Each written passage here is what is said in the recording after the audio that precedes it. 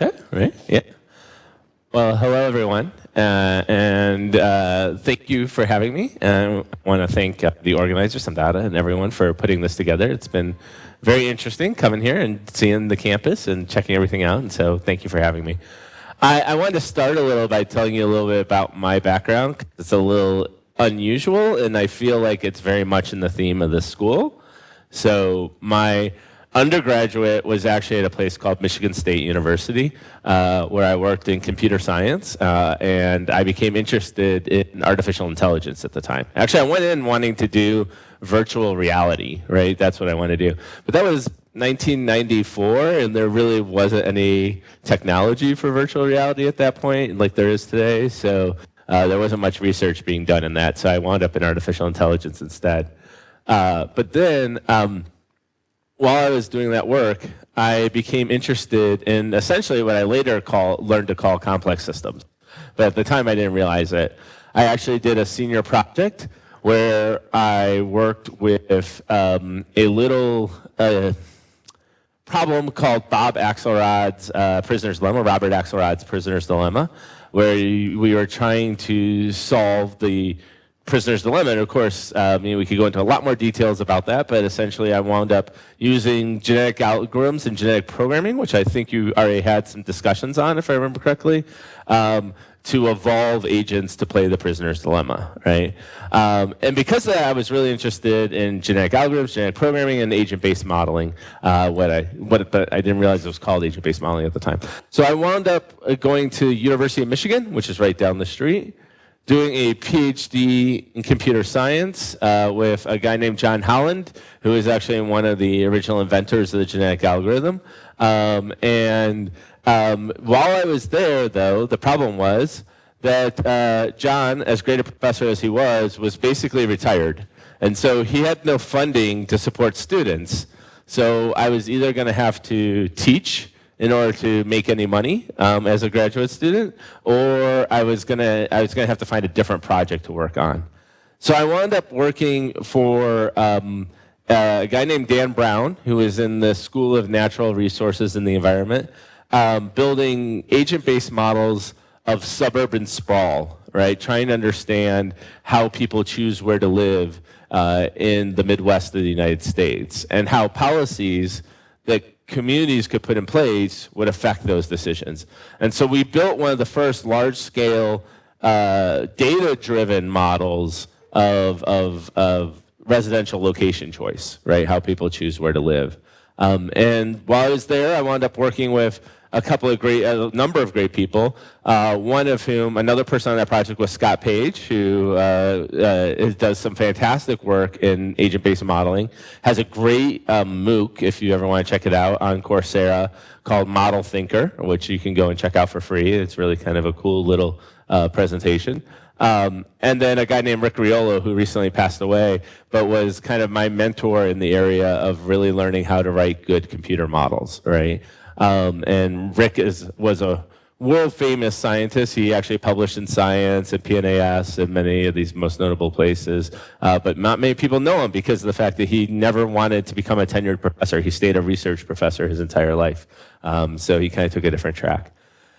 So along those lines, right, I'm doing all this work on agent-based modeling and genetic algorithms, and my dissertation was actually in genetic algorithms, even though my research that was actually funding my work was in agent-based modeling. So I was doing almost two separate projects at the time.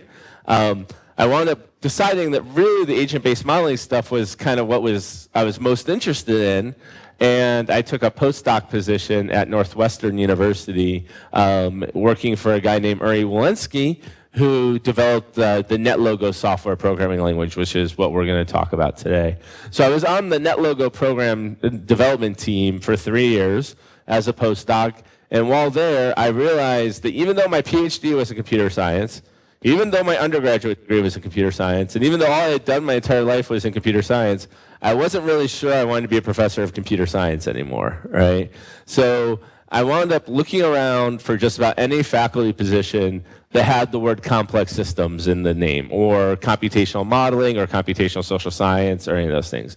Because for me, what I realized, and hopefully for most of you, given from what I understand your background is, I've realized that the biggest benefit of computer science wasn't necessarily to computer science, but to applying computer science methods to social problems, right? To trying to understand society and humankind better through computer modeling, right? And I thought that was one of the greatest possible applications of computer science at the time, right?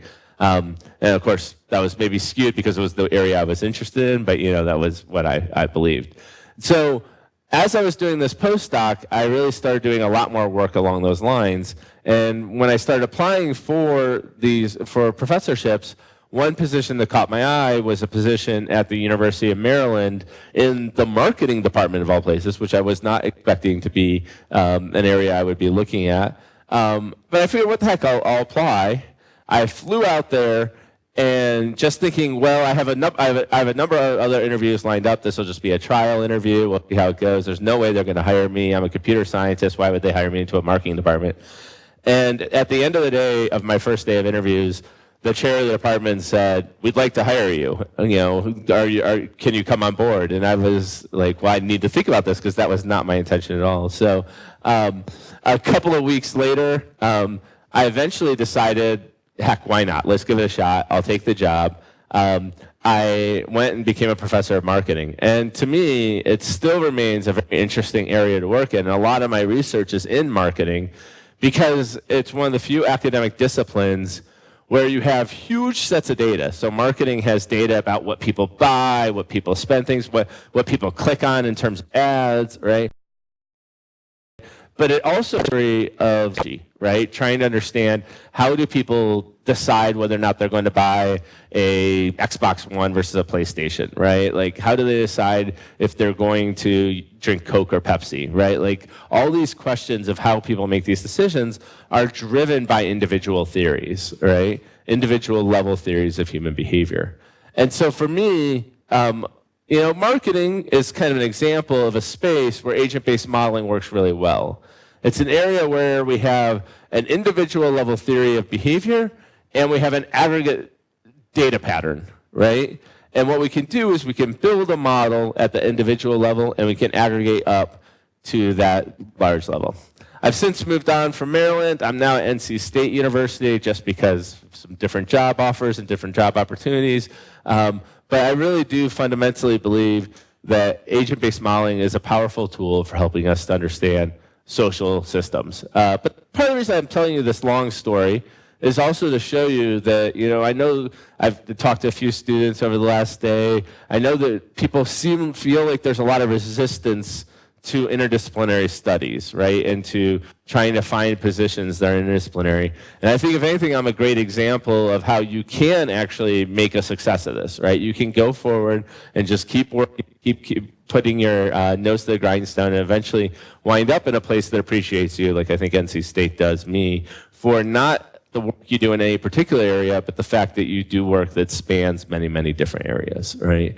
And for me, the fundamental reasons why I think that's worked is, I'm going to talk a lot about agent-based modeling today, but I don't think agent-based modeling solves every problem, right? I don't think genetic algorithms solve every problem. I think what you need to do is look at the problem and try and figure out which solution will provide you the easiest representation of that problem, the easiest way to help understand that problem, right? And I think that's what's made my interdisciplinary work successful, is I don't use the same technique every single time. I decide based upon the problem area what technique is going to work better. And that's why I think that this summer school is a great idea, because you're covering, 7, 8, 9 different topic areas over the course of the 2 weeks. And that really gives you a good idea of when different methods might work out better. Okay. So, sorry for the long intro. I'll get into the actual topic shortly. I should mention, I want to make sure that this is at a level that's comfortable for all of you. So if you have any questions or concerns, feel free to ask them as I go along. You don't have to wait till the end to interrupt me, right? Feel free to raise your hands, ask questions anytime along the way, okay? So I'm going to start with a basic question: what is agent-based modeling? And that's what we're going to talk about this morning to start with.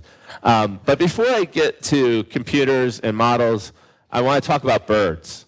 And you might think that this is a little bit unusual. I know that most of you are social scientists, so the sound's really not important for this. But I think that there's one of the powers of complex systems is the fact that we can use the same lens to view wide varieties of different phenomenon. And this is a pattern of bird flocking known as a murmuration, right? And it's something that a group of starling birds undertake. A lot of them, you can see them in Northern Europe, you can see them in other places, sometimes in the US, right? And they create these very dramatic patterns of behavior, right? Where they kind of move and coalesce and kind of originate and kind of go together and then fall apart. And they're not like some bird flocks, like I don't know if you're seeing, like in the US, we often see these V-shaped bird flocks that the geese form as they're flying north or south, right? They're not like a crisp pattern, they're more amorphous and dynamic, right? And really, what I think is true is that the pattern behavior that they form is an emergent property. It's not really, you can't say that there's one bird that really makes this pattern, right? It's the interaction of all the birds together that really creates this pattern of behavior, right? And I think that's fascinating. But I think that that's also representative of a lot of human behavior as well, right? Much like the birds are interacting with each other and kind of moving towards and moving away from each other, bouncing off each other, not hopefully literally, but kind of moving towards and away. Humans often do the same things, right? When we talk about information exchange, when we talk about economic processes, right? When we talk about interactions that we have in society, we often talk about similar types of behavior, right? Where people are kind of trending towards one way, maybe coalescing on one idea or another, and then moving to another idea or another opinion, right? And so these are kind of very typical, I think, of the kinds of same behavior. So, this pattern, of flocking, is the origin story in some ways for one of the classic agent-based models, and that's the Boids model that was developed by Craig Reynolds. He published this paper in SIGGRAPH, which is a computer science conference on graphics, right, in 1987. And you can think of that the question he was asking was, how do birds flock, right? And one of the questions that he could ask is there a central leader, right? Do they know exactly where to be at all times, right? Is it a deterministic process? Can these models be based purely upon local information, right? And you could flip all these questions and ask almost the exact same questions about society, right? How do people decide on their opinions, right, as a collective group, right? I know you just had the elections here in India, right? Like how do people move in one direction or another to elect a particular prime minister, right? How does that happen within the system, right? Is there a central leader? Are there central people in society who are more influential than other people, right? Do they control the opinions of those other people, right? Does everyone know exactly where to vote to make the most rational decision, right? Are they voting based upon rationality, right? When people decide to make a purchase, do they make that purchase because it's the most rational purchase for them to make at the time? Or are there other factors that run in fact? Is it a deterministic process? Can you change some part of an economic system or a political system and force people to vote a different way, right? Is it kind of a required outcome? Or is it more of a stochastic outcome, right? Is it just some random chance at work, right? And do people have perfect knowledge, right? Do they know exactly what the repercussions of any particular decision they'll make is, right? So I'm going to show you, I'm going to flip over and show you the first agent-based model right away.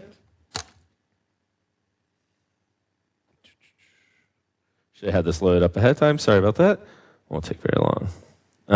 So I'm going to be using NetLogo throughout this class, and hopefully you all got the word to try and download NetLogo and get it installed. If you didn't, we can take some time during lunch or some point to get it installed on your machine.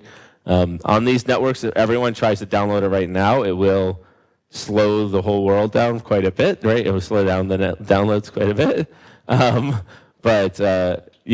Especially if you want like the Mac version, I think I have the Mac version. We can put it on a USB stick. I'm sure we could get the Linux or other versions on a USB stick too, as to pass around. Oh, it's on the drive. Okay, cool. It's on the. It's not yet. It will be. It will be. Okay. Yeah. Okay. So this is what NetLogo looks like, and we'll talk a lot more about this afternoon. But I'm going to open one particular model. So this is the flocking model. And I'm going to set it up, and I'm going to let it run. And before I start it up, I'm going to ask you a question. I want your help on this. I'm going to tell you that there are 3 simple rules that govern each bird in this flock, right? And what I want you to try and figure out is, what are those 3 simple rules? I want you to look at the model, try and observe what's going on, and try and figure out what the 3 simple rules are. And I'll give you a couple of hints. The color is irrelevant, right? The color of the birds is just done for aesthetic pleasure. It really has nothing to do with the model itself, right? And I'll also tell you another thing. All the birds act exactly the same way. They follow the exact same set of 3 rules, right? So I'm going to start up and running, and if you think you know one of the rules, let me know. If you've seen this model before, don't give it away for everybody. So as you can see, the birds start moving in kind of random directions. They were originally oriented all over the place. But as they continue to move, they start to coalesce into these flocks, right? And they start to get into more sustainable patterns or more concrete patterns of behavior, right? And eventually they get to what, at this point now, I think most people would call these a flock, right, of some sort, right? But when we first started out, right, if you look again, when I rerun the model, so I'll start it up again, it's easiest to see at the beginning. I don't think anyone would call that a flock, right? But it quickly gets to that state, right? So does anybody have any guesses as to what one of the 3 rules might be governing the behavior? How it transitions? Yeah.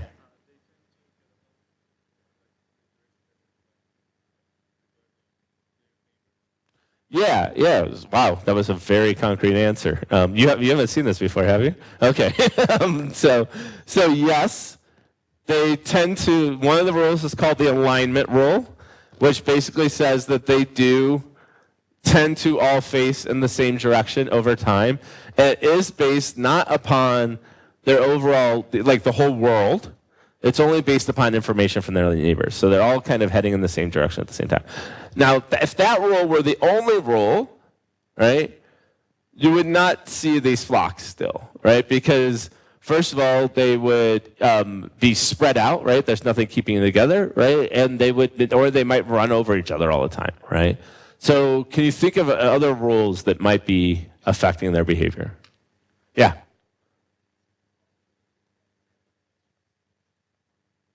Right. Yeah.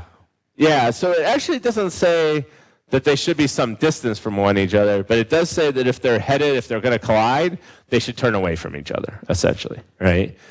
So that's called the avoid rule, right? So that's another rule that's at play, and that keeps them from getting, otherwise they'd all wind up on top of each other, right? There's nothing that keeps that from happening. So there's one last rule.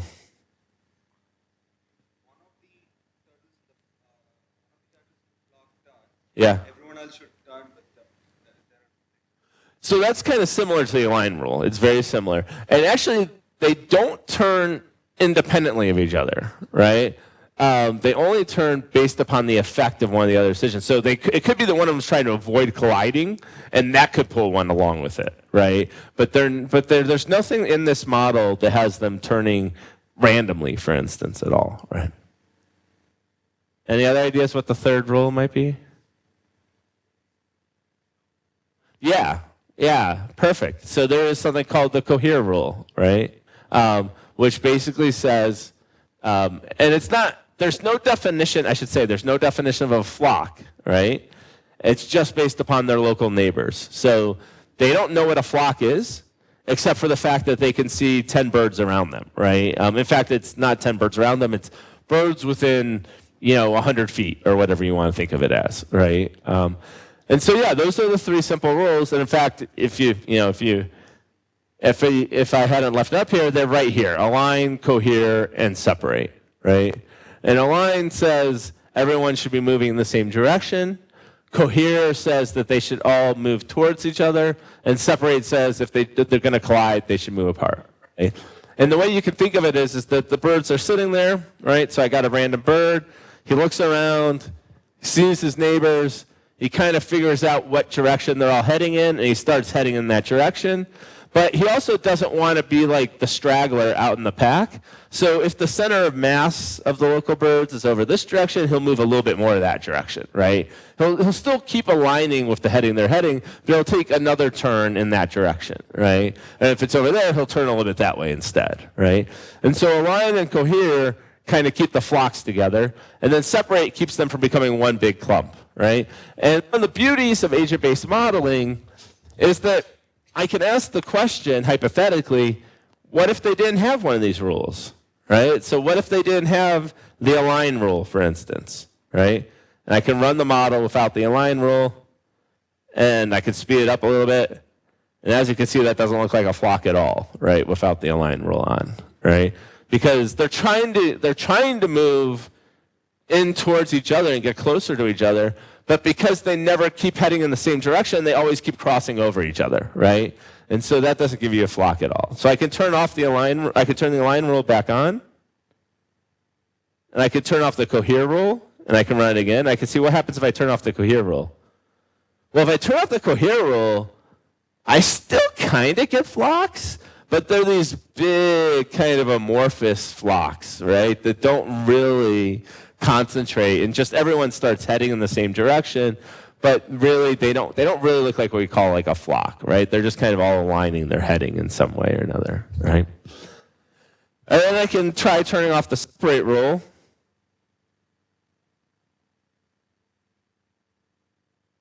And as you can see, what I get is I get flocks, but they're really dense flocks, right? They're all almost practically on top of each other, right? And if I run this long enough, they will be on top of each other, right?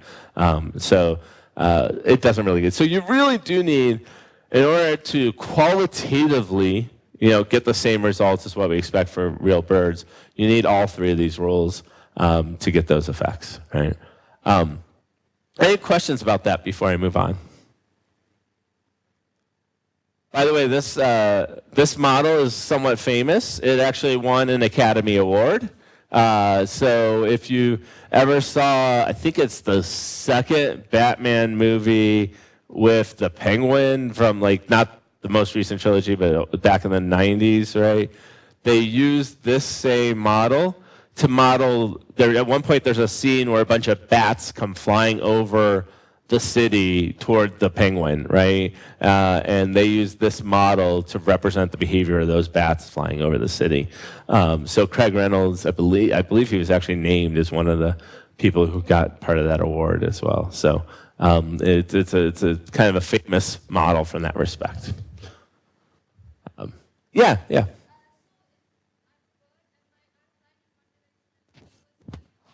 Mm-hmm. So it's a great question.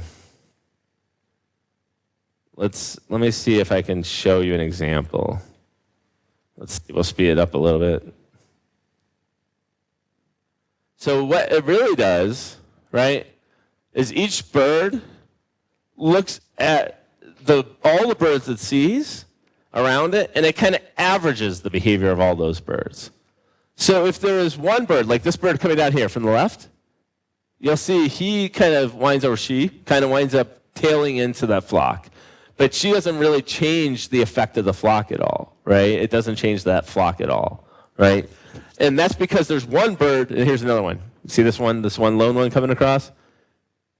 It doesn't really join up, but you can see it's starting to tend toward that downward direction. Oh, and it did join that last one, right? But the first flock it passed through, it had almost no effect on. So it's really a matter of how many birds, right? So if I'm a bird by myself and there's 5 birds around me, right? They're all heading in a different direction. They're going to affect me, right? If I'm going to affect them a little bit, but not nearly as much, right? Is the way it comes down. And to get precise about it, this is done in what we're going to call, and we'll learn about this probably not till Monday, but this is done in what we'll call an asynchronous updating routine, which means that every agent in the model is basically drawn from a queue and decides to update at that time. And so it's whatever order it is. So if I happen to be next to you and it's my turn to change my heading, I'm gonna update based on you, right? But I could be gone by the time it's your time to update your heading, right? And so it's kind of random which way that works. So if you have an equal number of birds, it really depends upon who happens to be updating at that time, right? Does that make sense? Okay. And yeah. Yeah. Kind of not either, but kind of similar to both, right? So each bird has a radius it looks around it, right? So it looks in a certain number of space around it. And if a bird is at the edge and another flock comes by, that flock might have more birds come into its radius than it was in its original flock. And so it's going to shift over there, right? So it really has to do more. So what's interesting has nothing to do with the total size of the flock, right? It just has to do with that individual bird and what it observes in the world, right? Does that make sense? And so there is no, and I should say this, and it doesn't have anything to do with probabilities. This model is completely deterministic in this case, right? Now I'm going to show you a bunch of other models that aren't, right? But this one is actually a deterministic model, right? The only randomness about this model is the order of updating of the birds themselves, right? That's the only random element. The decision that each bird makes is always deterministic. Right? Yeah. They don't have to, but they tend to. And there's actually some nice mathematical proofs that given the layout of this problem, that will happen in the long run. So what's interesting is that this is an agent-based model, a computational model, but people have approached this problem from what I'd call an equation-based modeling perspective or a mathematical modeling perspective. And they've shown that given some basic assumptions about the way the birds move, it is inevitable that they all wind up heading in the same direction by the end of the model run. Yeah. In general, like you can't, because of the way the collision rule works, if you get rid of the collision rule, they definitely do. But because of the way the collision rule works, you can't really say that they're heading in exactly the same direction because they will move apart from each other whenever they start to collide with each other. Any other questions? Okay.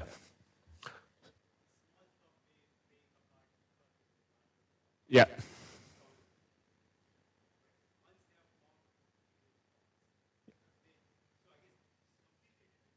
Yeah, to a large extent. Yeah. Yes.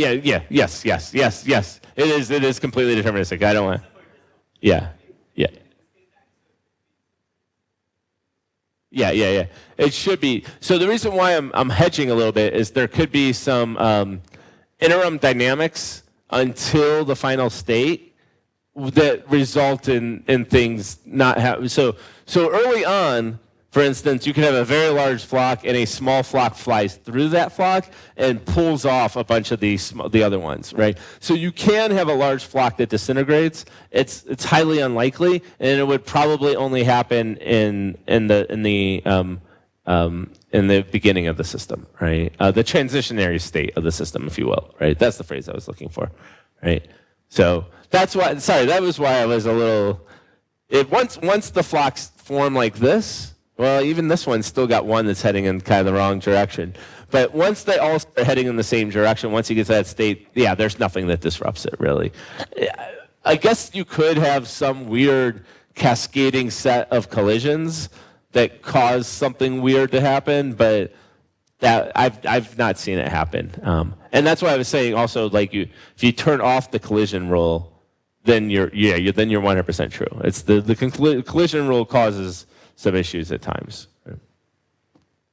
Yeah.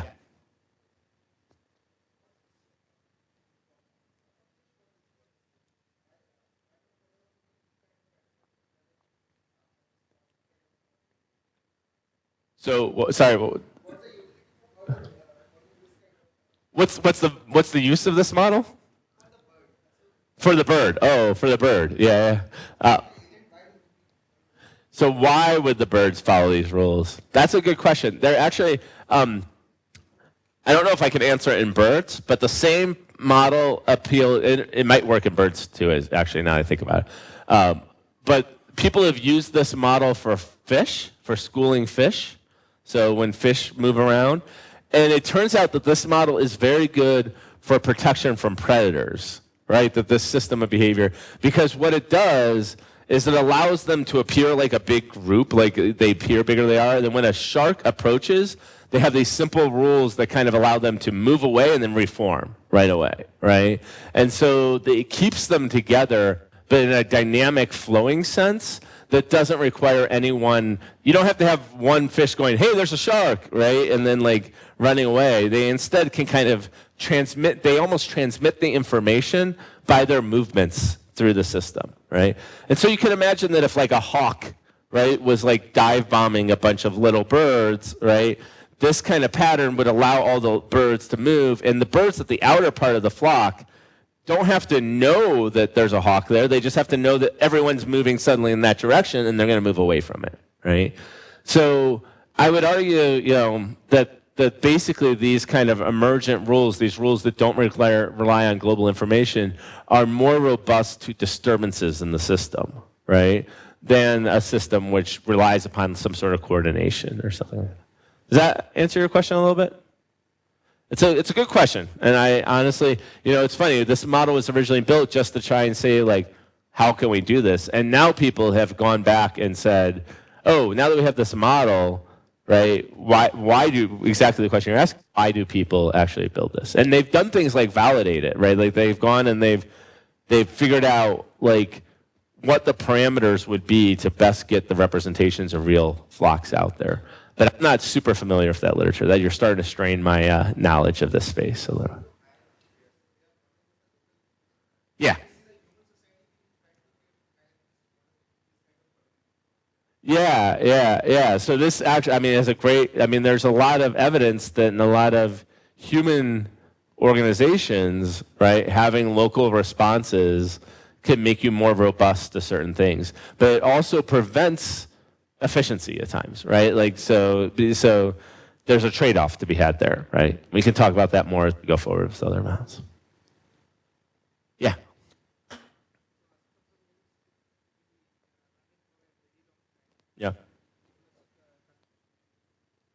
Yeah, for sure.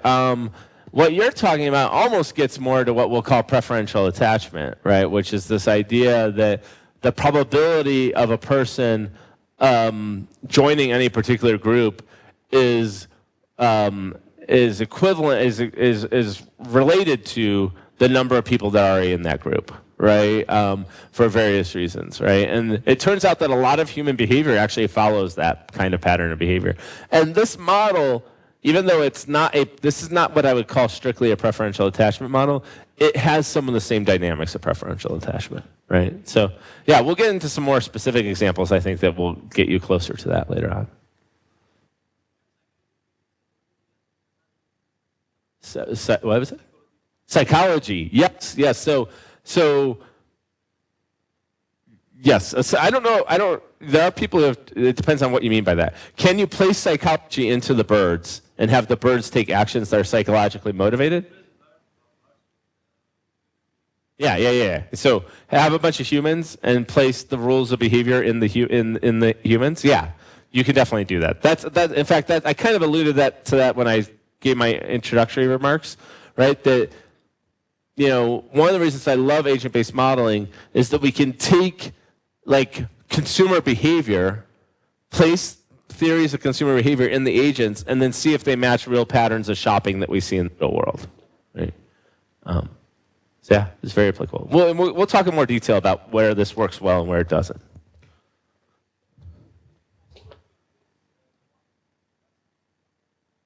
So that is kind of one of the greatest questions of all time. Like, how much do you need to influence a group? Yeah.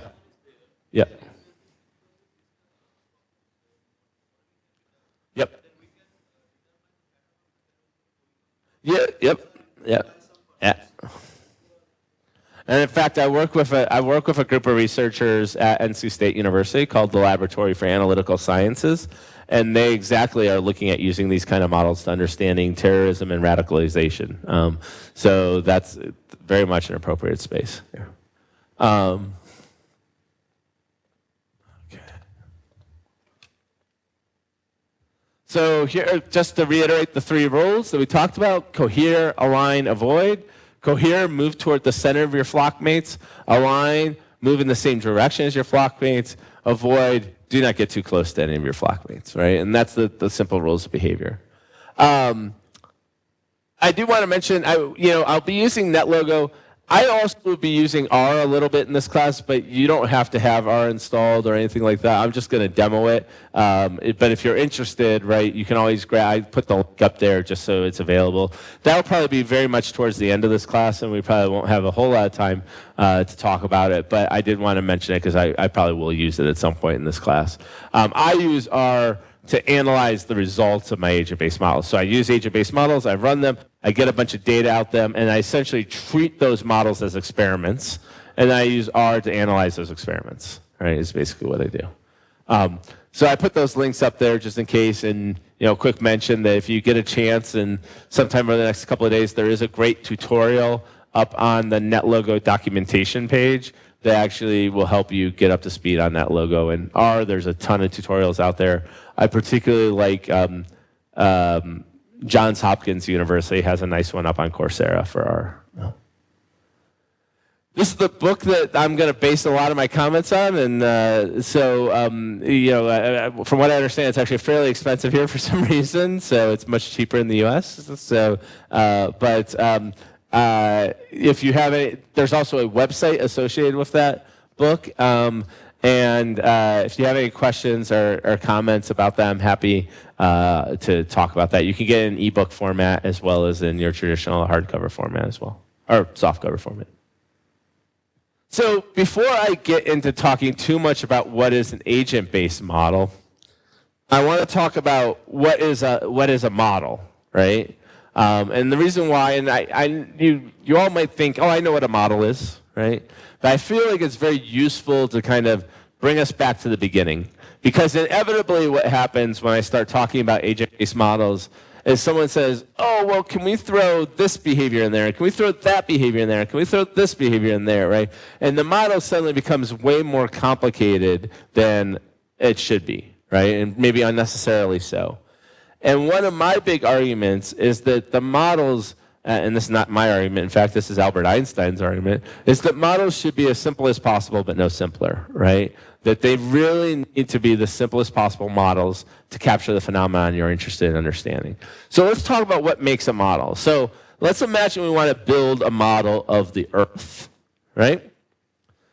And we have two models of the Earth here, one on the left and one on the right. And the model on the left is your standard kind of Mercator projection of the land and the sea intersection, right? This is really when we talk about this as a map, what we mean is it's showing us where the land meets the sea, right? That's essentially what we mean by it, right? And it does certain things, like it distorts the size of Greenland, and it makes Africa seem a lot smaller than it is, right? There's a bunch of things that this kind of projection does, right? And then here's another model of the Earth, but this is a model of the Earth that is meant from like a three-dimensional perspective, often using high school classrooms to describe the different layers, the core, the mantle, and the crust, right, and the different aspects of the Earth, right? Both of these models, the point I want to make is these are both models of the Earth, right? But they're very different models of the Earth, right? This one highlights the land-sea intersections. This one highlights the internal layers of the Earth, right? Each model is useful for whatever point it's being used for, right? And each model is wrong to some extent, right? This model says nothing about what the internal structure of the Earth is, and this model says very little about what the land-sea intersection is, right? So that's why I have this George Box, he was a famous statistician, quote up here, where he said, essentially, all models are wrong, right? Because they're not the original thing, but some are useful, right? And what he means by that is that for some purposes, some models are useful to help you make decisions, right? So given that as the context for what a model is, what is an agent-based model? So an agent-based model, well, let's first talk about what an agent is. An agent is an autonomous individual element with properties and actions in a computer simulation, right? And in fact, by the way, I'll throw a small caveat out there right away. Some of the first agent-based models weren't actually done in computer simulations, but we'll talk about that when we get to it later. They were done with paper and pencil. But the idea is very similar. So an agent, right, is an individual that has their behavior. And the goal of agent-based modeling is the idea that you can represent most of the complex systems behavior, most of the interesting behavior in the world, using rules that describe agents, the environment they operate on, and a description of agent-agent and agent-environment interactions, right? One of the reasons why I have these pictures up here is that I want to point out that an agent is an individual element. It's not necessarily a human, right? We always saw an agent as a bird, right? We could have agents representing companies, right, and showing how the companies interact. We could have agents representing people. This is a model of HIV transmission, right? And in this model, each agent is a human. But even in this model, it could have been done at a cellular level, right, or a virus level, right, rather than at the level of the human. You could have agents as governments, right, and talk about how governments interact. And I throw Kim Jong up here just because of the fact that one of the places where agent-based modeling doesn't work very well that people sometimes think is modeling an individual, a single individual's behavior, right? And Kim Jong-il was completely, unpredictable in many respects, right?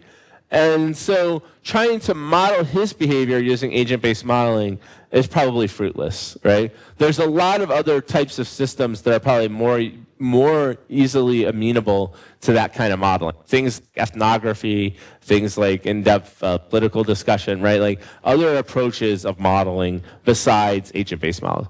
Now, that being said, if you said that there is a group of crazy dictators, right, out there, and that they all act kind of similarly, and we have the rest of the world, and we want to see how the group of crazy dictators interacts with the rest of the world, that you might be able to model through agent-based modeling, right? Because then all of a sudden we're talking about a class of behavior rather than a single individual behavior, right? And so those things are different from each other. But I always like to point out that agents don't have to be individual humans, right? They can be a number of other things. Yeah?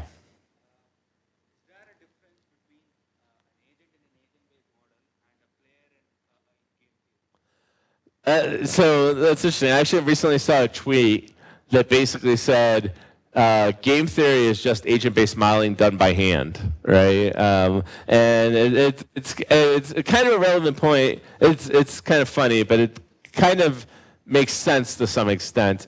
And there is a difference. There's a very important difference. Game theory, most of the assumptions of game theory are under the assumption of a rational agent, right? That the agent has perfect access to information, that the agent has infinite computing power, right, to figure out what it should do, and the agent has, and will always act according to that information as perfectly as it can, right? And agent-based modeling, you can create agents like that, but in fact, the best use of agent-based modeling is when you don't. When you create what we call boundedly rational agents, right? Agents that might have limits on their cognitive capacity, agents that might have local information as opposed to global information, right? Agents that may not all have the same outcomes, needs, or desires, right, that they're straining after, right? They have their own individual desires, right? And so there's a relationship, for sure, between game theory and agent-based modeling, and they're often used as complements to each other. But the fundamental assumptions of game theory don't have to apply in agent-based modeling, right? You can break those assumptions, essentially.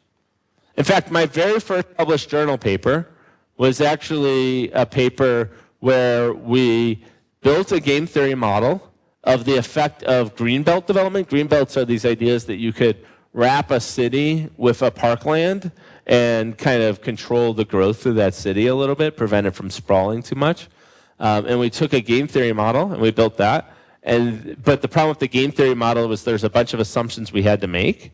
We had to, for instance, we couldn't really solve the problem in 2 dimensions. We could only solve it in 1 dimension, right?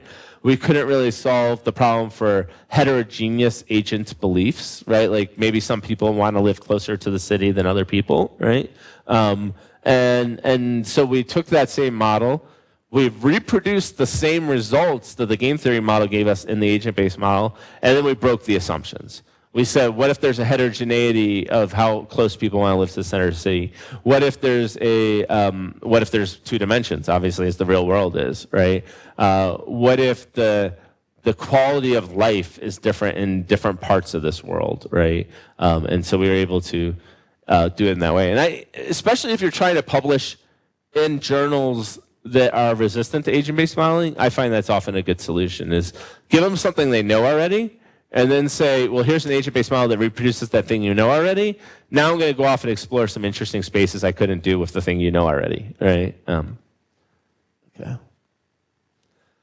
So how big can it get? Well, agent-based model, I've seen tens of thousands. So in NetLogo, I've seen tens of thousands to hundreds of thousands of agents and patches. I've seen complex decision makers, many different agent types, models of whole cities. And you have additional tools that allow for integration with other software as well. I should mention that's a NetLogo. I'm currently running a project with DARPA, which is one of the defense research funding agencies in the United States, with a group at the University of Central Florida, where we're using Repast HPC, which is another agent-based modeling platform built for high-performance computing clusters, so it allows distributed computing. And that model, we're probably going to scale eventually to the millions of agents. Our goal is to kind of actually model all of social media, right? We want to model all of behavior on social media in that project. So we're really scaling that one up. So it can go higher than this. This is just these are kind of the limits for NetLogo. So just to give you a couple of other quick examples, right? This is a model so the Redfish group is a group based at Santa Fe that I think does some fantastic work on taking agent-based models and applying them to different situations. Let me show that one again. They were doing some work with the city of Santa Fe, modeling traffic intersections, right? And they were trying to figure out how to redesign the traffic intersections to optimally speed people through these intersections, right? And so this was kind of a visualization that they came through studying that process. Yeah, is there a question? What was that? What was the significance of it, or? The what? The colors. The colors of the cars don't mean anything, but let me see. Is that right? Yeah, the yellow dots are just the ways into the intersection. The gray dots are the ways out of the intersection. But what they were eventually hoping to get to, this was a preliminary version of it. They eventually wanted to have, maybe have different cars moving at different speeds or things like that, and then you might represent that with colors in this particular case. Don't think they meant anything with the colors. This is another simulation that they did. There's something called the Zobra, which is a big event that happens in Santa Fe every year. And at the end of this event, they build a giant construction in the middle of a baseball stadium, and then they burn it down, made out of wood, right? And it's kind of, if you ever heard of Burning Man, it's somewhat similar to that, and they have tens of thousands of people at this event, and it's not exactly the fire department and the police department's favorite thing in the world, because you're setting fire to a large object in the middle of 10,000 people, right? If something goes wrong, that could be bad. So what they did was they worked with the safety departments to build a model of how quickly they could evacuate people from this space if they had to, right? And so in this case, they've actually read in a real model. This is actually the real event. There's the baseball stadium right there. This is actually real data. And what they did was they set up where they would allow, so these are bridges across a river, right, where people could possibly go through. And they wanted to try and see where the agents would most likely go. And the way they wrote the rules was such that the agents were trying to figure out the path of least resistance out of the park, right? Like, and some of them are panicked. And what's interesting, I think, is that like a lot of computer models, you get some interesting results. So if you watch, right, these agents are just fleeing as fast as they can in whatever direction they can. So you get this one agent who just figures out that there's a bridge over this river right here that none of the other agents have found, and so just runs right up that way by itself, right? And so, agent-based modeling is fantastic for kind of, you set up the assumptions of the system, and you just let it run, and you see what happens, right? And unlike game theory modeling, I think, where a lot of times the end result is almost foretold by the assumptions that you set up to begin with, right? Here, you don't necessarily know what the end result is, right? You just set up the conditions and you let the model run, right? Some game theory is done the same way, but a lot of people know. So this is a project I did. This is almost 15 years ago now, right? So this is a project I did with back when I was at Northwestern, where we built a tool that would allow you to kind of grow cities, right? So you could set out a road network, and then you could see what kind of city growth would occur, right? And this was actually in partnership with a company called Maxis, who makes The Sims, if you've, the Sim project, and they used to have one called SimCity, right?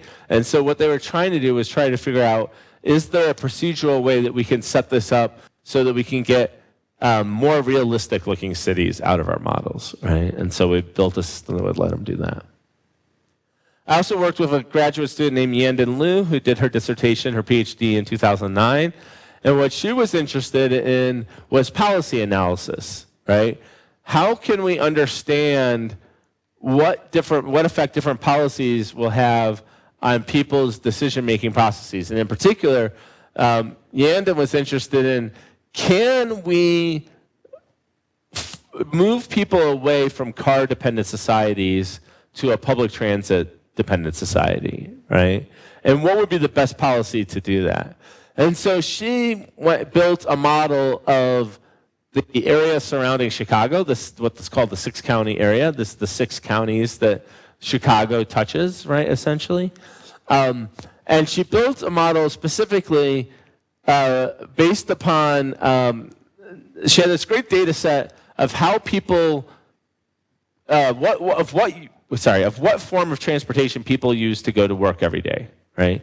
And for each of those people, she had numbers like their household income, the distance to public transportation, right? Their preferred method how many children they had in the household, a lot of other aspects, right? How many women, was the wife or the female member of the household working, right? All these different things. And so she built these decision trees for these households that affected these decisions, right? And then she also had in it how much it cost to buy a car, right? What the cost of gas was, right? All those kinds of things. And what she would do was that she would set up the landscape, set up the transit network, initialize the households, and then she would have all the households decide whether or not they should own a car, and then choose how they would get to work, and then have them make their daily transit patterns, and then she would accumulate some data over time as to how many people. And so she could do things like change the transit network. What if we had more stops, right? What if we had more metro lines, right? We could look at that and see how would that affect the transit share choice. But she could also go the other way. She could ask the question, what if we increase the gas tax, right? What if we make people pay more for gas? What if we make people pay a fixed upfront fee for buying a car? What if we have a $1,000 registration fee for buying a car, right? And so she could explore these different policies and investigate what effect they had on transit share. And what she found, interestingly enough, was that, at least in her results, the most important factor in affecting transit choice was the incremental cost of gas, right? So a lot of the fixed fees people would eventually overcome, but incremental costs, because there's something they're paying every single day, they would often wind up choosing public transit more often than not. An area I've used agent-based modeling for quite a bit is understanding viral or word-of-mouth marketing. So this, it kind of gets to this question: can one person influence a whole group? Right? There's a hypothesis in marketing known as the influentials hypothesis, and the influentials hypothesis is that in most countries in the world, there are very few people who are actually paying attention enough to all the product advertising and all the product data to actually make a decision about which product to buy. And they basically tell everyone else what to buy, right? And that's the influentials hypothesis. And so we can investigate that. So we can look at, in this particular project, what we were looking at, we was actually looking at which individuals in a network we should seed with a particular product or a particular piece of information to cause that information to spread as quickly as possibly through the entire network, right? And in fact, we use genetic algorithms combined with agent-based modeling for this. We used the genetic algorithms to figure out what were the properties of the individuals we should maximize. And what we found was that the best people to seed with this new information were people who had a lot of friends but whose friends didn't know each other. And in network science, what we'd say is that they had a high degree, but a low clustering coefficient, right? And that resulted in the fastest spread through the network. And this is kind of just a cool visualization that my graduate student at the time, now a professor himself at Augustana College, put together to kind of represent the spread of one of particular ideas through the model, right? And what you can see, besides it just being, he was doing a ray tracing class, so that's why it's all crazy looking. But what he found, but it does show a point, which is that each of the individual kind of clusters are what spread the information the quickest, right? So once it gets into a cluster, the information spreads rapidly through that cluster. And so seeding individuals in particular spaces in that cluster are very useful. We've done other things, like, for instance, we can use agent-based models to infer properties of systems we can't observe, right? So one of these cases we were looking at was Facebook app adoption. So we had a bunch of data about how people decide to adopt a Facebook app or not, right? And what we did was we simulated thousands and thousands of Facebook app adoptions, right? And we did it on a variety of different structures of social networks. And the reason why we did that is because we don't really know what the Facebook social network is like, right? We don't know who's connected to whom on Facebook, right? Unless you're Cambridge Analytica, right? But we don't know these things, right? And so if I'm a marketer, and I want to figure out how to best get my app adopted, then it would be useful to have some knowledge that would help me characterize that underlying network structure. And so what we found is that over time, there was one network structure that seemed to be the best fit for the Facebook network. And it was a preferential attachment network of fairly low density, right? And what we mean by that is that it was a network in which there were a few individuals who had a lot of friends and a lot of individuals who didn't have many friends, and had a very low overall connection rate. And you might think that doesn't seem right. It seems like on Facebook, everyone's connected to everyone. I see everyone's posts, right? How could that possibly be the case? But what you got to remember is that we're not simulating the Facebook friend connection. We're simulating who influences whom to adopt an app on Facebook, right? So if you think about it, you might think about, well, I might have, 400 friends on Facebook, right? But out of those 400 friends, there's only about 10 who, if they came up to me and said, "This is a really cool app, you should install it," that I would actually trust, right? And that's really what we're showing, is that's the actual underlying social network. You might think about it as the influential social network, right? The social network that actually influences me. Yeah.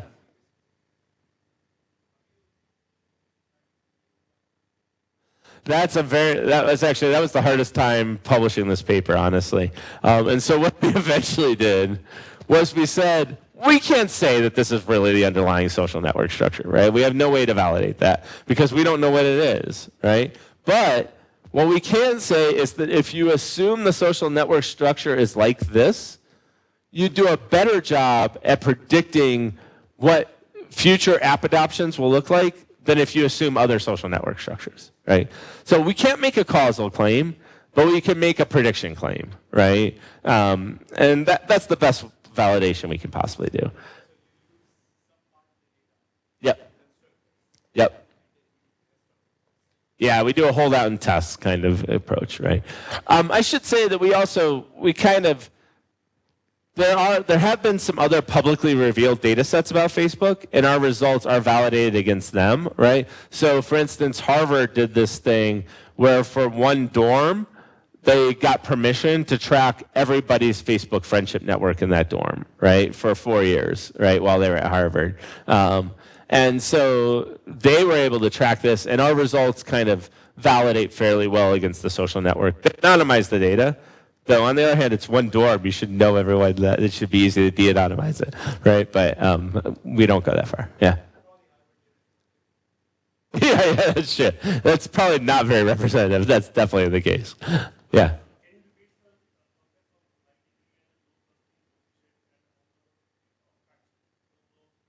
Sure. So, this is a two-dimensional representation of that network, essentially, right? And these are the individuals. If we just focused on the individuals who had the highest degree, they're in the middle of the clusters, right? And what's interesting is that there's a lot of what we call assortativity, degree assortativity in social networks, which means the individuals who have lots of friends know other individuals who have lots of friends. So if I just give out, let's imagine I'm going to give out, I don't know, the newest iPhone, right, to speed up adoption of it, right? And I'm going to give it out to 10 people, right? If I give it out to the 10 most highly connected people, they're likely to all know each other. And so I'm wasting a lot of effort because they're just going to talk to each other about that. They're not going to talk to the other people, right? So the other solution would be, well, what if I find people whose friends don't know each other? Well, that tends to be kind of bad because then you get these people at the periphery of the network, right?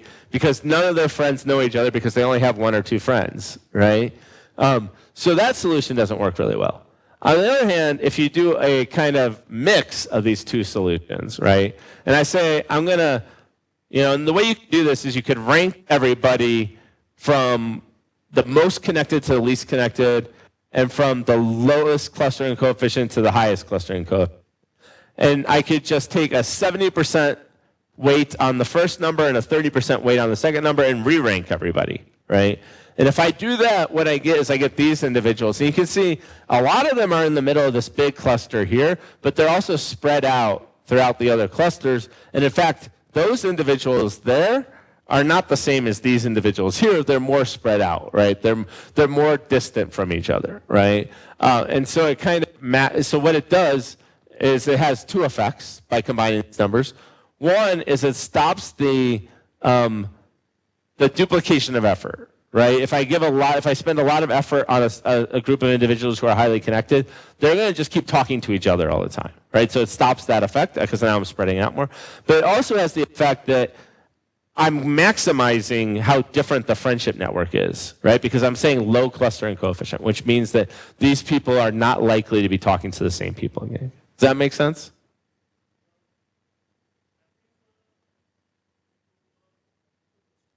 Yeah. Yep. It's definitely the case in using this model of information diffusion, I should say. This model of information diffusion says that the probability of me adopting someone is dependent upon the number of other individuals who adopted it. But I only get one shot at influencing them, right? Like it only happens once and then I adopt or I don't adopt. So in that case, it might spread through the cluster, but then it's not likely to spread. It's going to take a long time to spread through the rest of the network, right? Interestingly enough, a guy by the name of Damon Centola presented another model of diffusion of information. What if my adoption is not dependent upon this like random chance of just someone talking to me, but is instead dependent upon the number of times someone has talked to me about the product, right? So this is true for things like, he points out things like weight loss, right? A lot of health changes, smoking cessation are more spread like this, right? Like my decision to stop smoking is not dependent upon the fact that one person told me and I just, oh yeah, I'll stop smoking. It's more related to the fact that 5 people have come up and told me to stop smoking, right? And so what Damon shows in those kind of models, what he calls a complex contagion model, that highly clustered networks are actually the fastest spreading networks because you need a lot of redundancy of information in those. So it does depend somewhat on the information diffusion model you're taking. Does that make sense? Okay. Okay. So it's going to move on. So, related to these questions, right, this is another viral marketing paper that we wrote recently, right, where we want to know, like, let's imagine you do know your social network. So we worked with a company called Animal Jam, and they're a kids company that has access to all the data about how they have a kids software product, right? And they have access to all the data about how the kids are communicating on the software, right? It's kind of like, I don't know if you ever heard of Club Penguin. It was kind of a product. It's kind of a product similar to that, right? So the kids could talk to each other and interact with each other. And they were curious what would influence them to it's a freemium product. It's free to try, but then you can pay money to get like additional content, like costumes and additional content and stuff like that.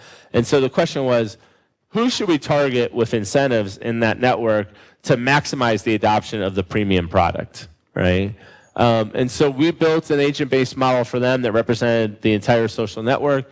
And then we looked at different questions like, should you seed random people? Should you seed people who don't have a lot of premium friends? Because maybe they'll become the first premium friend, right? Should you seed people who have a lot of premium friends, right? And then we asked the question, what is how much does the product I'm giving you influence your decision, right? Like, so let's imagine I'm going to give you a free T-shirt every time you sign up for a premium membership, right? Versus I'm going to give you a free, sticker, right? Every time you sign up, right? What is the different effect of those different on the overall adoption rate? And what we showed was that probably you get the best adoptions when you find people who have a lot of friends who are premium adopters already. This is more than 6 friends are already premium adopters. Then you have a high social influence rate per dollar, right? And the amount of the product you give out is the most expensive, essentially, right? So this results in the best overall additional premium adoptions in this space, right?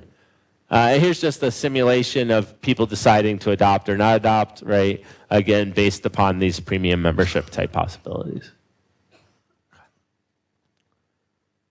So I'm going to change tracks a little bit. I've talked a lot about different types of big agent-based models that you can look at, right?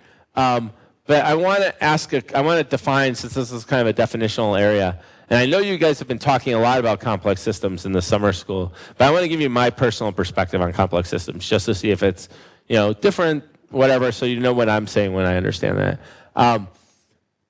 To me, a complex system is a system composed of many interacting parts in which the emergent outcome of the system is the product of the interactions between the parts and the feedbacks between that emergent outcome and the individual actions. And for me, really the 2 key words here are emergence and feedbacks, right? A complex system is one where there is some property that arises that is not really the product of any individual action, right? In fact, it's a result of many interactions. But those properties actually feedback in some way to affect individual decisions, right? So let's think about the classic example I always use in my marketing classes is market share, right? If I make a decision to buy a PlayStation over a Xbox, right, or vice versa, right, that might be an individual decision, but it contributes to the emergent outcome we know as market share, which is what fraction of individuals have purchased an Xbox versus a PlayStation, right? Now, when the next person goes to buy an Xbox or a PlayStation, they're going to be influenced by that market share, right? Like if they know that more people, more of their friends have an Xbox over a PlayStation, they're probably more likely to buy an Xbox. Right? I think that feedback thing is something that often gets overlooked in a lot of complex systems discussions, right? Is that these emergent outcomes actually feed back to affect the system. If they didn't feed back, it'd still be interesting, but they wouldn't be as relevant. They wouldn't be as relevant to that overall space. So let's talk about another example. This is a traffic model, right? And each individual car in this traffic model does not form a traffic jam, right, by themselves. But once they start moving and making decisions about what to do, they can create traffic jams which now affect other cars and affect the decisions that other cars make within that system, right? So that's another example, I think, of a complex system. And so here you have an image of a traffic jam, right, going on right there. So emergence, right, is when the action of the whole is more than the sum of the parts, and that's from John Howland. John Howland, just a few years before he died, published one of his last books called A Very Simple Introduction to Complexity, and this was the definition that he gave to him. And one of the things I loved about this idea, right, is that it's a case where you don't quite know what's happening, right? Like you can't quite predict what's going to happen as a result. So let me give you an example. This is a section of interstate in, I think this is I-66 in outside Washington, D.C. And what Washington, D.C. decided to do to try and encourage fewer cars on the road was they had these HOV lanes where you have to have at least 2 people or more in the car in order to enter these lanes, right? And the idea was that people would get together with their friends and just decide to, take the car together, and that would be how they would solve this problem. But what instead happened was a very unique, and is, to my knowledge, only to DC phenomenon at the time, in the US at least, called slugging. And slugging was the system where people would just line up at certain points in Washington, D.C., and they would just get into strangers' cars to go to wherever they needed to go so the stranger could use the HOV lane and the person didn't have to drive their car at all, right? And now in DC, there are actually slugging points. There are these points where you can go and you can just wait and a car will show up eventually and you can get into that car and it will take you to Fairfax, Virginia, right? Or wherever it is, right? And in Fairfax, Virginia, there's a slugging lane to come back to DC, right? And so these points just kind of spontaneously emerged, right? There was no one who said, this is the point where it'll happen, right? Now, interestingly enough, it's fed back to affect the whole system. So now these slugging lanes have become so popular, there's a website about them where you can find out where the different slug lines are, right? And you can go and wait in those slugging lanes to get into the car to ride back and forth. And in fact, the city knows about these slugging lanes, and so when they're doing construction, they'll actually put signs up, if they're just, like say they're working on a spot where the slug lane normally is, they'll put a sign up that says slug lane is now around the corner, right? Even though they don't officially endorse the idea of these slugging lanes actually existing in the first place, right? And so I think that's a great example of how you get these crazy emergent phenomena. No one individual can create a slug line, right? I can't decide, I'm just going to wait on this corner until someone comes pick me up, right? That's not going to work, right? It has to be a collective action, an emergent decision of the group that somehow these lines come about in order to make it work out well, right? That's a great example, I think, of emergent patterns of behavior. And feedbacks, right? Feedbacks are the effect of the emergent result on the whole. And so, I mentioned Xbox versus PlayStation, right? A lot of network effect systems simulate this. So, many of you have probably never seen one of these, right? But this is a Betamax video cassette, right? That was considered to be by far the best standard for picture quality there ever was going to be in magnetic tape, right?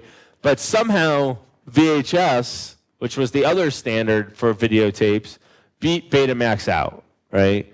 And why did that happen? Well, a number of reasons, right? There was this emergent result of market share, right? People just kept buying more VHS over time, so VHS wound up beating the Beta.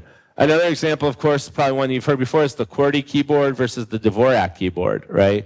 Another feedback, right? Like it doesn't, a bunch of people over time buy the QWERTY keyboards. Eventually, no one's thinking about the Dvorak keyboard, even if it is a more efficient keyboard to use, right?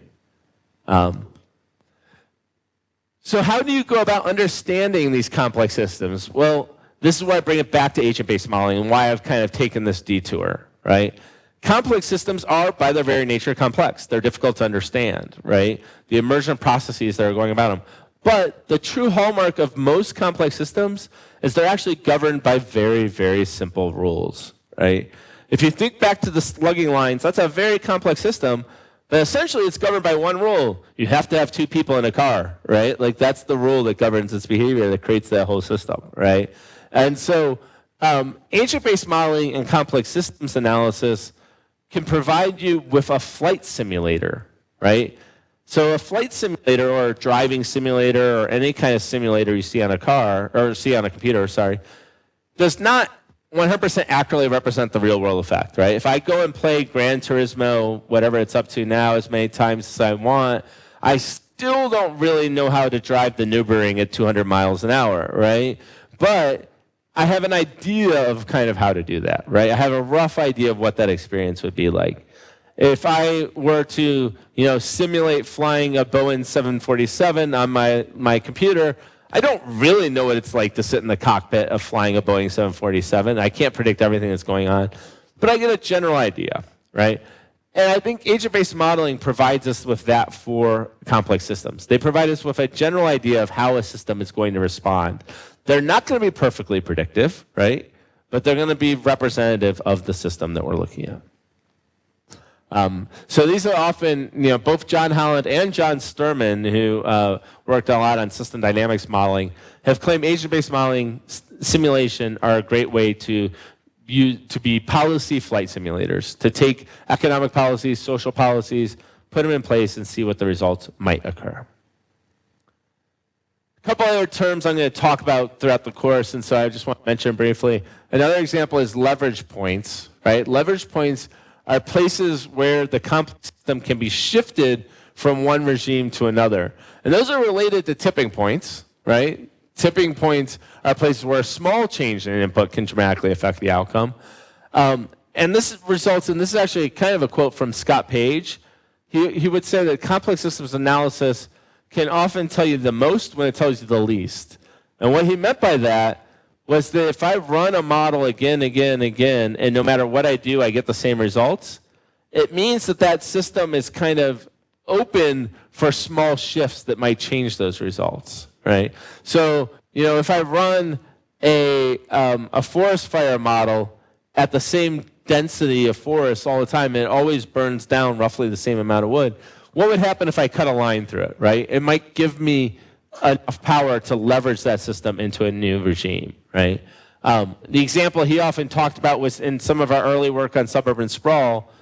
If I'm a city planner and I know that there's an ecologically sensitive area north of the city, and I run my simulation of where development is going to happen in the city, and about 50% of the time it's north of the city, and 50% of the time it's south of the city, right? Then maybe I can provide a small incentive to shift people out of the north of the city, right? Maybe if I provide a small incentive for development in the south of the city, no one develops in the ecologically sensitive area, right? And that's the example of kind of a leverage point or a tipping point that you get. Another phenomenon we often see is path dependence, right? And path dependence is the idea that once I've taken a certain number of actions, my future outcome is almost guaranteed based upon the past history of what's going on, right? I'm locked into a particular path. And city development, policy development is often of this space, right? So this is actually from our agent-based model of suburban sprawl. This is a single outcome of that model. This is, when we run the model multiple towns, how often certain areas get developed, right? And this is what we call the variant-invariant region. So everything that's dark black always got developed in the model. Everything that's white never got developed in the model. And everything that's gray sometimes got developed and sometimes didn't get developed in the model, right? And so this kind of allowed you to assess, was there a path dependence, right? And in fact, interestingly enough, there is a path dependence that comes into this system that we didn't present here, right? And this is the actual eventual real development that happened, because we did this. We basically seeded the model with data from 1950, and then we looked at what the actual pattern development was in 1990, right? And the model does a pretty good job in general. There is certain things we found we had to build in that affected the path dependence. For instance, there's a highway that comes along this way at some point during the model run, right? And we had to include that. If we didn't have that in the model, these sections never got developed in the model, right? And so there are some very aspects that relate to path dependence. Another term that you often hear is sensitivity to initial conditions, right? But now, I would say that there's kind of a strong version of the statement and a weak version. The strong version is the definition of chaos, right? Or part of the definition of chaos, which is sometimes referred to as the butterfly effect, right? Essentially, it says, and Lorenz first articulates this, every starting point is arbitrarily close to another starting point with a significantly different future. And that's what he defines sensitivity to initial conditions. So if I describe the entire state of the model as one point, and I describe a somewhat different state of that model as another point, and those points seem very different, similar to each other, the result can be arbitrarily different. After I run the model for a long period of time, they can wind up arbitrarily far apart, right? And Lorenz showed us this famous butterfly picture where he actually showed that for certain cases there were attractors, but for many cases they just wound up in very different parts of the space, right? You could start 2 points right next to each other, and one would wind up here and one would end up there after 100 time steps, right? And so it was very unpredictable. And of course, I think a lot of times we use this not in the strong sense, but in what I call a weak sense, which is where you start matters significantly, right? And then if you start on one side of a threshold versus another, that can have a big impact. But I just want to be clear that there is kind of a hardcore definition of this that is different than the weak definition. Systems in agent-based models often tend to be nonlinear, right? In other words, the inputs do not result in a linear output, right? In fact, if you do have a fully linear system, you probably shouldn't be using agent-based modeling, right? A lot of other approaches work very well for understanding linear systems. And you can't just solve the problem by breaking it down, right? There is some necessity of the nonlinearity that prevents you from solving that. So, it could be like, in the classic examples, for the example I point out here is the giant component model. So in the giant component model, as I add new links to a social network, if I add them in randomly, the size of the largest component, which is the largest connected group of individuals in that network, initially increases linearly, very smoothly. But it hits a point, a tipping point, if you will, a phase transition, actually, where all of a sudden the size of the giant component goes up exponentially. And as soon as you cross that threshold, almost every node becomes part of the giant component fairly quickly, right? And so this is a nonlinear system, right? I can't just model the growth of the giant component as the linear addition of additional links in the system. And after the break, I'm going to go back through and show you all these models as agent-based models. Robustness is when a system maintains its characteristic behavior even after perturbations. And we'll talk about Tom Schelling's model in relation to this. But Tom Schelling built this model of segregation where he looked at how people decide where to live. And what he showed was that even if people weren't racist, even if they didn't really care who they were living next to, but had a weak preference to live next to people similar to them, you still get segregated networks. And why I put this up here for robustness is it turns out Schelling showed that is true for a wide range of preferences, right? So even if I only prefer 20% of my neighbors to be like me, I still get segregated neighborhoods, right? Even if I prefer 70%, I get very segregated neighborhoods, right? So it's interesting that you get this for a large range of behaviors. Another aspect of agent-based modeling we'll talk about is that the individuals in complex systems are often significantly diverse and heterogeneous. In other words, they have different properties and different behaviors. And that system can be very captured with agent-based modeling. Most traditional models fail to capture that. And I'll talk about two examples really quickly. Honeybees. So honeybees need to keep their hive at exactly the right temperature. It's about 20-degree range or something like that, right? And what they do is, in order to control the temperatures, they fan their wings, right? So if it gets too hot, they start fanning their wings. And if it gets too cold, they stop fanning their wings, right? And what's important in that system is they don't all have the same rules. So it's not that every honeybee starts fanning its wings as soon as the temperature gets to 35 degrees, right? In fact, some of them start at 30, some of them start at 31, 32, 33, various different levels. And all of them don't stop as soon as the temperature gets to 20 degrees, right? Some stop at 19, some stop at whatever, right? 15, something different levels, right?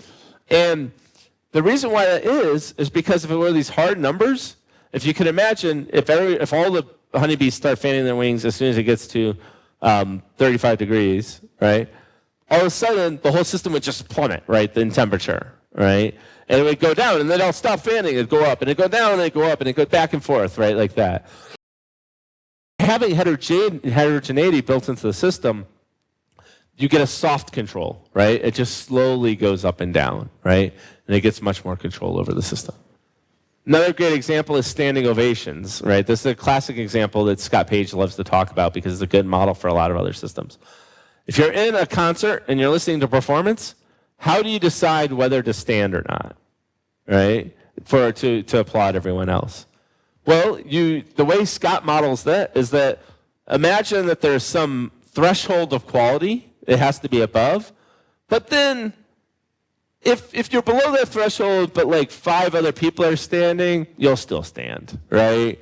And so what he does is he shows that you're more likely to get standing ovations when there's a wider variety of those thresholds, right?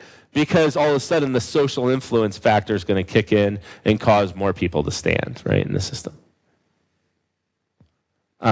Interconnectedness interaction. So individuals are connected and affected by each other in these systems, right? And we'll talk a lot about this. This is actually data that we collected on Twitter. This is, we looked at the first tweet that announced that Osama bin Laden had been captured and killed. And we looked at all the retweets from it. You can't really see it on the screen, but there's links connecting each of these individuals, right? And what's nice about this pattern of behavior is you can see where the clusters of information were, right? Where were the centers? Where were the most influential people who really spread this? This is information about Hurricane Sandy, which was a hurricane that hit the east coast of the United States back in 2012. And this is about the U.S. 2012 election, right, the presidential election. So the one where Obama won his second term of office, right? And again, what's nice about agent-based modeling is we can look at these patterns of empirical data and then start to represent these patterns with a model where we can now simulate what happens if another event like bin Laden happens, what happens if another event like Hurricane Sandy happens, and see how quickly that information would spread through the network. I think I'm going to pause there because it's about time for our break. But I'll come back and I'm going to show you some more models, and we'll finish up talking about what to use, what is ABM, and we'll talk about when to use it. Okay? Thanks, everybody.